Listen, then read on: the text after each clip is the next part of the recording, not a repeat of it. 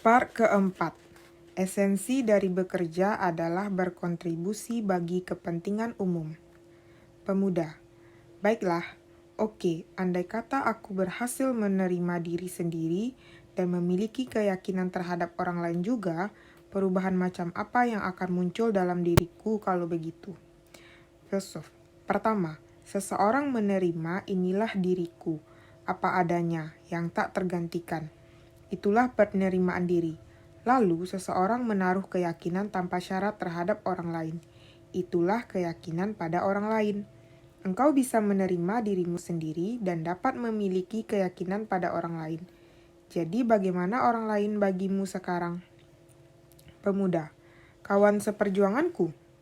Filsuf, tepat sekali. Pada dasarnya, menaruh keyakinan pada diri orang lain ada kaitannya dengan memandang mereka sebagai kawan seperjuangan.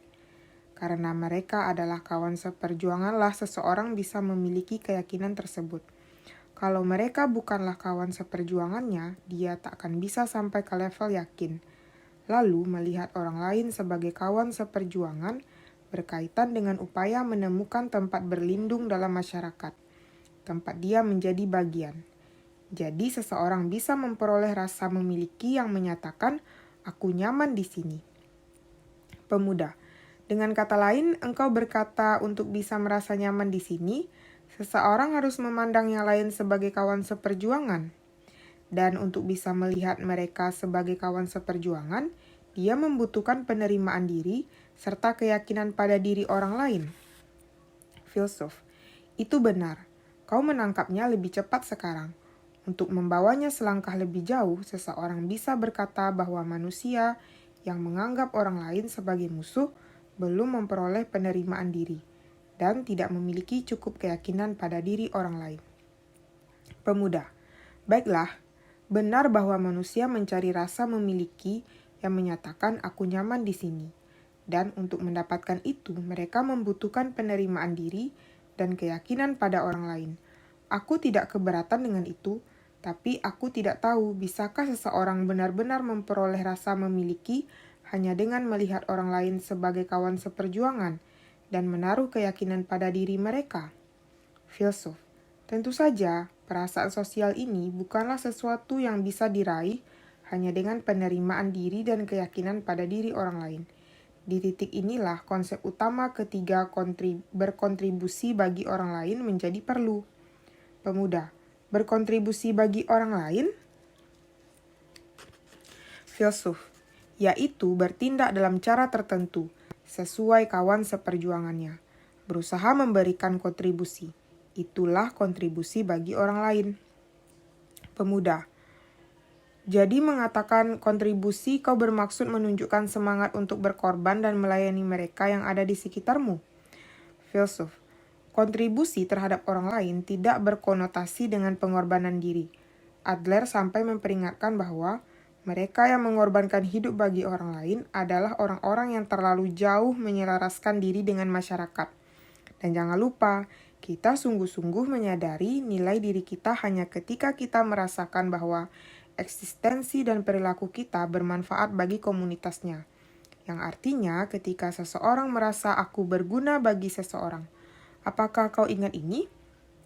Dengan kata lain, kontribusi terhadap orang lain bukan hanya menyingkirkan aku dan melayani seseorang. Sebenarnya adalah sesuatu yang dilakukan untuk bisa menyadari dengan sesungguhnya nilai dari aku.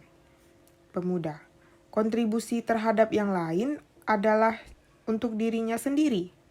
Filsuf, ya, tidak ada perlunya mengorbankan diri sendiri. Pemuda, oh, argumenmu mulai runtuh di sini bukan? Kau telah menggali kuburanmu sendiri dengan baik. Untuk dapat memuaskan aku, seseorang membuat dirinya melayani orang lain. Bukankah itu definisi inti dari kemunafikan? Aku sudah mengatakannya, seluruh argumenmu munafik. Itu argumen yang licin. Begini, aku lebih memilih percaya pada penjahat yang jujur dengan keinginannya, ketimbang pria baik-baik yang mengatakan serangkaian dusta. Filsuf, ini kesimpulan yang terlalu terburu-buru. Kau belum memahami perasaan sosial. Pemuda, kalau begitu, Kuharap kau bisa menyediakan contoh-contoh konkret dari apa yang kau anggap sebagai kontribusi bagi yang lain. Filsuf. Kontribusi bagi orang lain yang paling mudah dipahami barangkali adalah bekerja.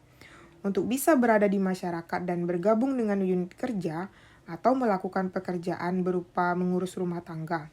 Bekerja bukanlah cara untuk mencari uang. Lewat pekerjaan itulah seseorang membuat kontribusi bagi yang lain dan berkomitmen terhadap komunitasnya. Dan bahwa dia sungguh-sungguh merasa, aku berguna bagi seseorang, dan bahkan bisa menerima nilai eksistensi dirinya. Pemuda. Engkau berkata esensi dari bekerja adalah memberikan kontribusi bagi orang lain. Filsuf. Menghasilkan uang juga menjadi faktor utama, tentu saja.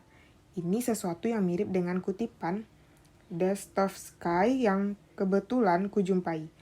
Money is coined freedom.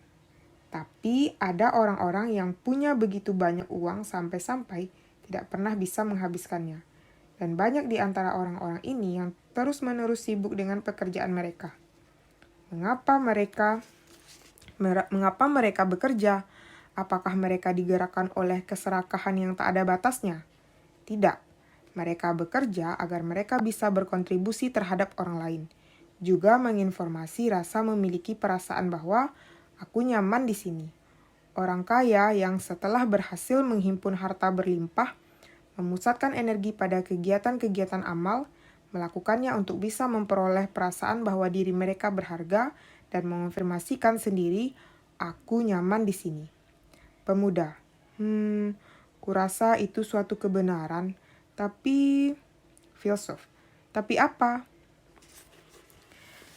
Penerimaan diri, menerima inilah diriku yang tak tergantikan dengan apa adanya.